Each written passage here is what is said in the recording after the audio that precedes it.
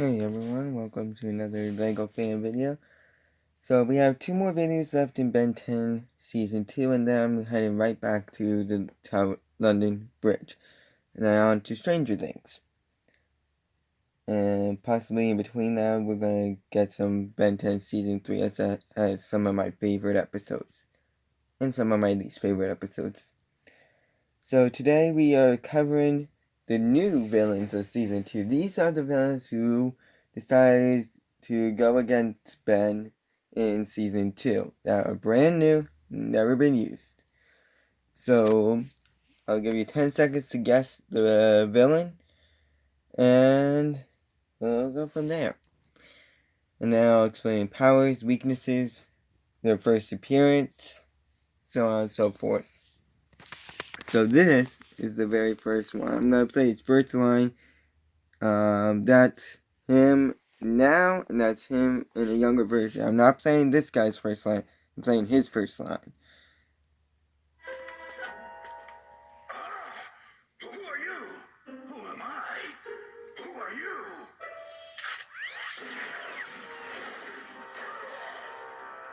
Looks like today's my lucky day. 2 aliens for the price of 1.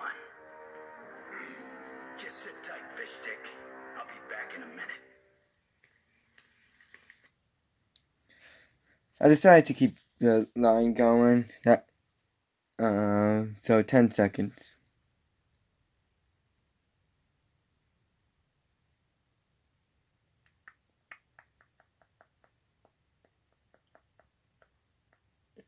So this is the villain known as Phil Billings. He is a human, but in Omniverse, when he makes a reappearance, he is part Tarantula or whatever that species name is. So his first appearance is in Truth, in which he realized that the plumbing business, as he's the last true plumber, it was going out of business. So, in order to keep his job, he decided to steal the null void projector, that thing that right there, and unleash a few aliens here and there, get a few quick bucks. In other words, a get-rich-quick scheme, essentially. But ultimately, it nabbed him right in the butt as Grandpa Max quickly caught on to the scheme and realized that he was stealing the null void projector. And after a brief skirmish, a car chase, and a battle on the side of a bridge, he got zapped into the null void and will not make a reappearance until Omniverse. So his powers include access to plumber bases, some plumber tech, some plumber gear. He's very smart. He knows some defensive moves. He is very rich. He has a radio that syncs with the rust bucket. He previously had the null void projector, and he also has a sonic pitch whistle, which is able to avoid. Give me a second. Let me remember something real fast. So that's able to deter Vulpamancers, wild mutt species. But like Grandpa Max, he's old, not as bright as he used to be, and often his greed can land him in some pretty hot water. So that's him in a younger version in the flashback. I couldn't get a full body thing of him. I could only get the face, but you could see that he definitely aged a little bit. Because that's him in how we see him. And then he gets a beard in Omniverse. So, this is the next villain. Now, he goes by multiple names depending on what you want to call him. And here's his first line. Give it a sec. Rejoice. He's arrived in all his glorious glory.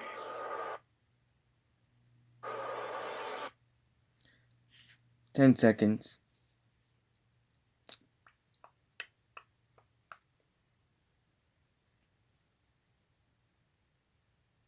So this villain can go by many names, because he's never actually named in there, but often people like to call him the leader alien, as he's part of a set of 3.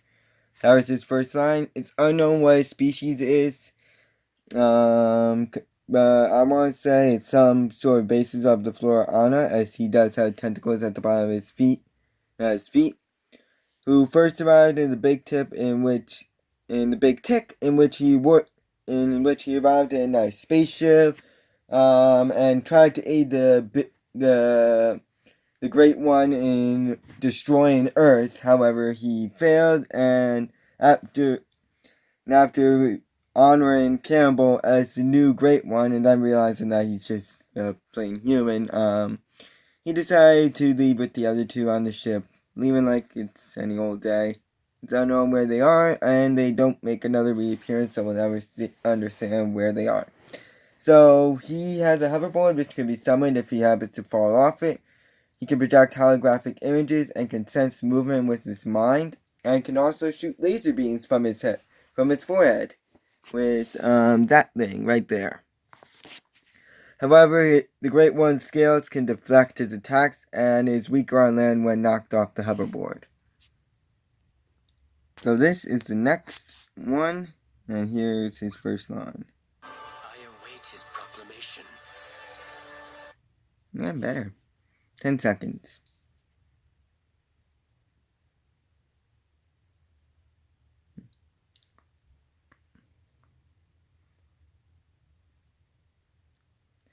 So this is, again, goes by many names. People typically refer to him as the Interpreter alien. So he also first appeared in the Big Tick, in which he arrived with the leader alien and the next one that we're going to get to in a spaceship, and went up to listen to the Great One, and was listening to what he was saying, and attempted to stall the band to try and get the Great One to suck up the entire planet Earth. He failed, and after listening to just the scale of the Great One, he heard that he was dead. Technically, if you're picking up a scale, you would probably interpret that as being dead. And worshipped Campbell as the new Great One. However, afterwards, it's revealed that Campbell's just a human, and he just ignored him and went back on the spaceship and flew away. He didn't really even do a lot. So he has a hoverboard which can be summoned if he gets knocked off it, and he's the only one that can understand the Great One's language. We don't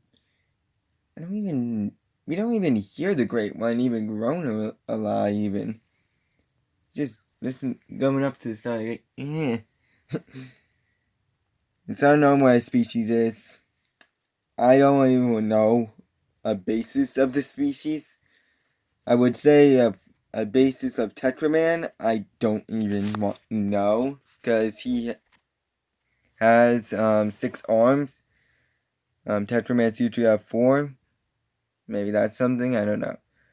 He is weaker on land, and he's one of Ben's weakest enemies, as he actually lacks any powers. He really has no powers at all.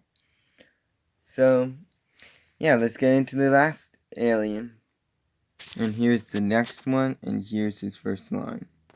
An earthling with attitude. I've heard they exist here in large numbers, or should I say, dead.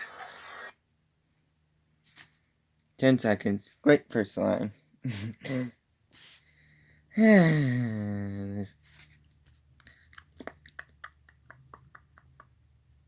So this is another alien that no one knows the true name of. He's typically referred to as the Enforcer alien. His species is unknown. I want to say it's a basis of a stinkfly species, the Leptopterians, as he has 4 eyes similar to stinkfly. So he first appeared in the Big Tick, in which he arrived on the spaceship, same as the leader alien and the interpreter alien, and tried to prevent Ben from attacking the Great One and killing him, so that way the Great One could suck up the Earth. However, he failed, and they left at the end of the episode, never heard from ever again.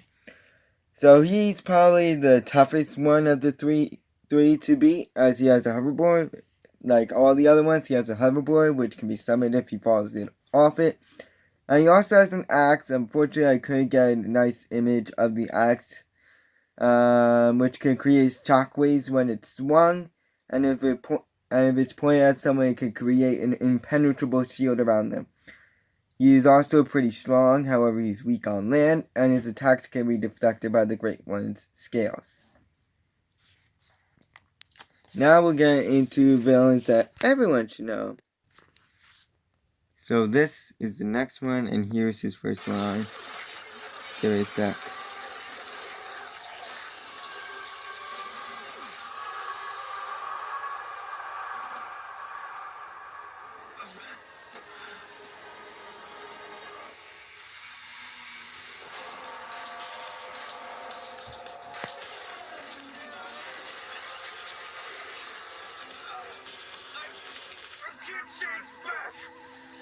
I'm stuck like this. Look at what you've done. That was his first line, 10 seconds.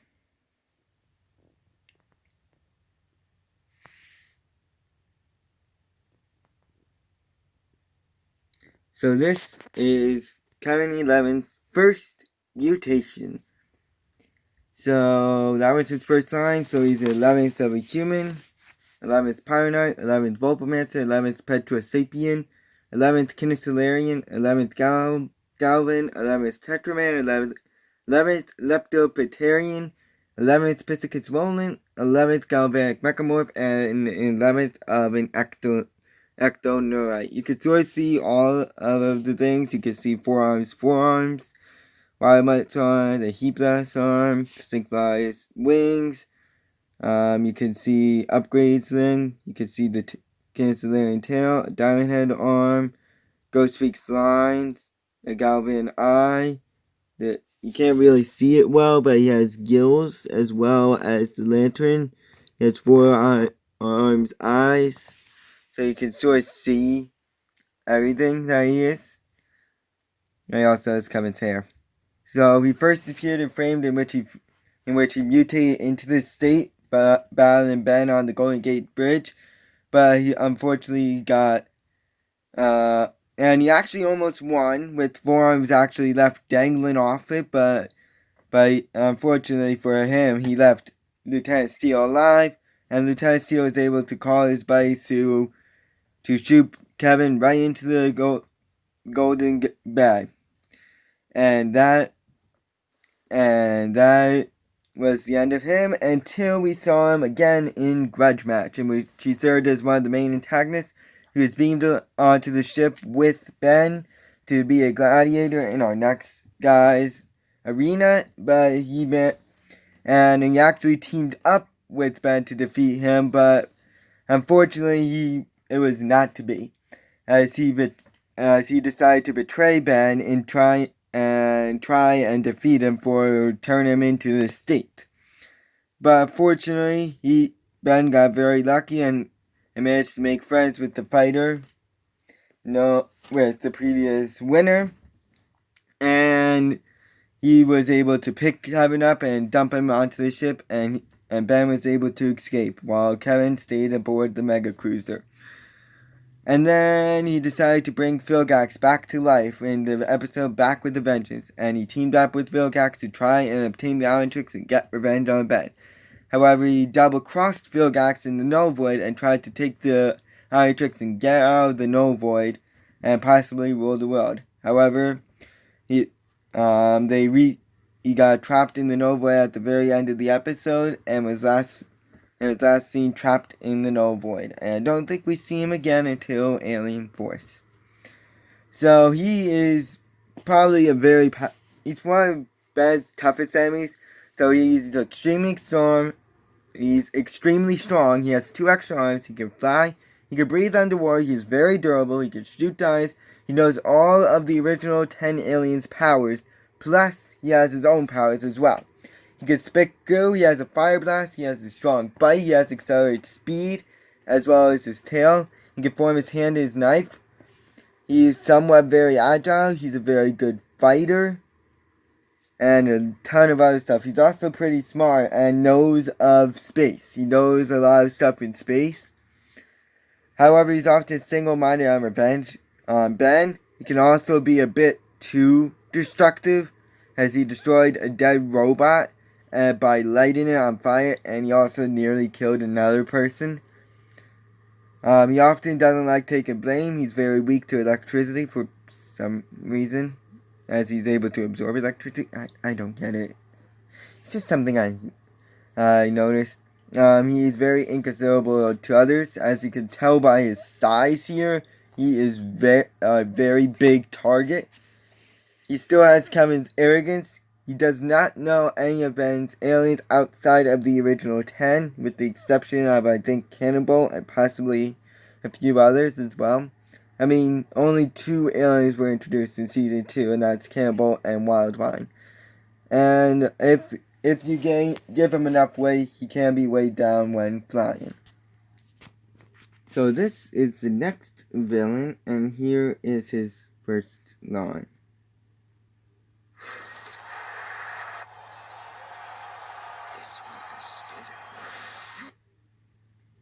And I also forgot to mention that Kevin also has Ripjaw's mouth, as well as some very hot hands. So 10 seconds with that first with this person. Good luck.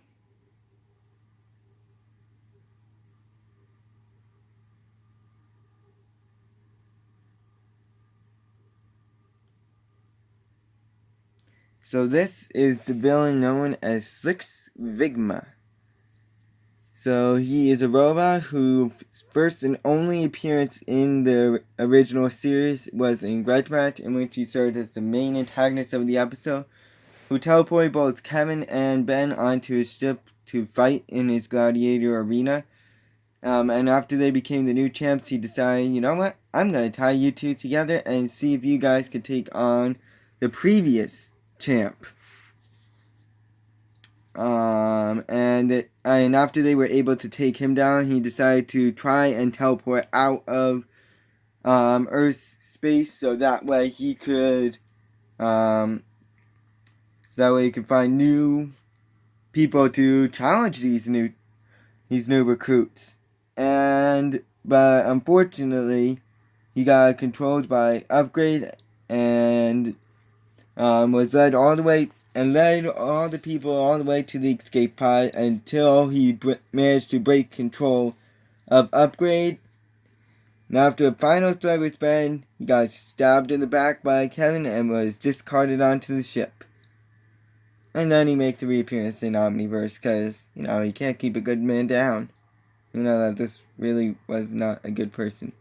So he owns and controlled the Mega Cruiser, which included guard bots, these guys right here, which can hover, have spears, they have tractor beams to transport on and off the ship, a taser chest attachment to help control the gladiators or players, and a hologram to appear to players and announce a few fights. He can also hover, he has multiple arms, so that might have resulted from Upgrade. He has enough strength when he has enough strength, he has the power to actually overcome Upgrade. He has 360 vision and can see all around him as well as everywhere on the ship. He knows and sees all. And he's also somewhat strong. However, his desire for entertainment can often place him in hot water. If he's knocked out with enough force, he can malfunction, which will cause everything around him that he controls to malfunction as well. And he is the only enemy so far that is weak to Upgrade controlling him. Fully controlling him. Even though that we have been introduced to a few other robots. So this is the next villain we get introduced to in Season 2. And here's his first line.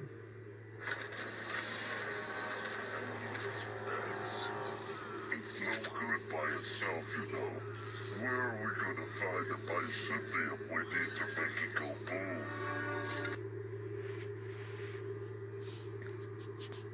And 10 seconds. Good luck.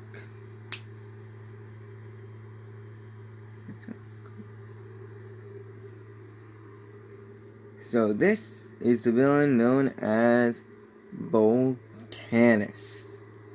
He is a Detrovite who first appeared in Galactica Forces, in which he teamed up with 662 to make a super bomb combining Element X and the Iron Ore, that is capable of destroying the entire galaxy, and failed, and was last seen stuck with 6-6 in hardened lava and teleported onto Ultimus's ship. So he's very durable and strong, which has a strong punch, able to break roads. He can survive in space and can withstand extreme heat, as shown when he mixed molten metal with his bare hands. However, he's biased against Tetramans, often underestimating them, and his species is considered very dumb. So this is the next villain we get introduced to in Season 2. And here's her first line.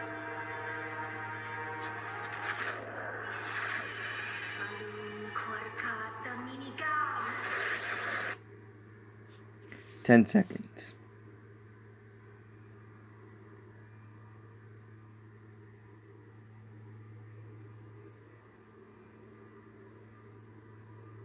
So this is the villain known as Charmcaster.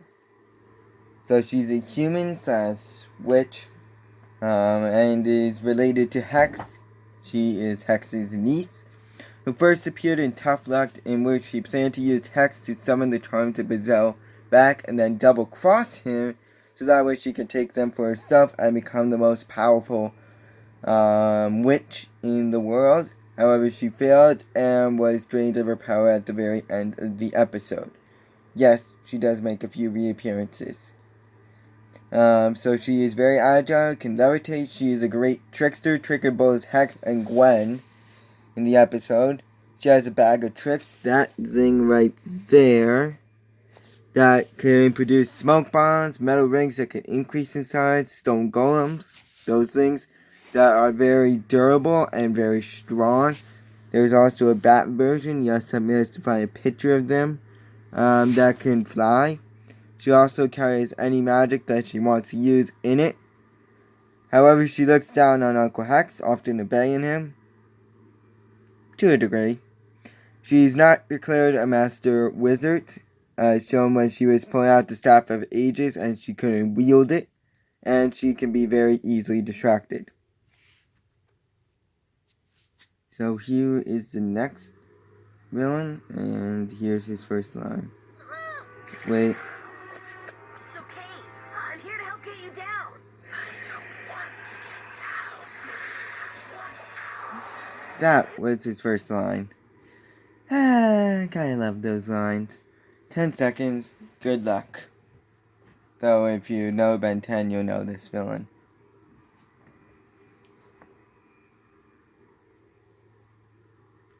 And his name is Ghost Freak, better known in Omniverse as the villain Scare.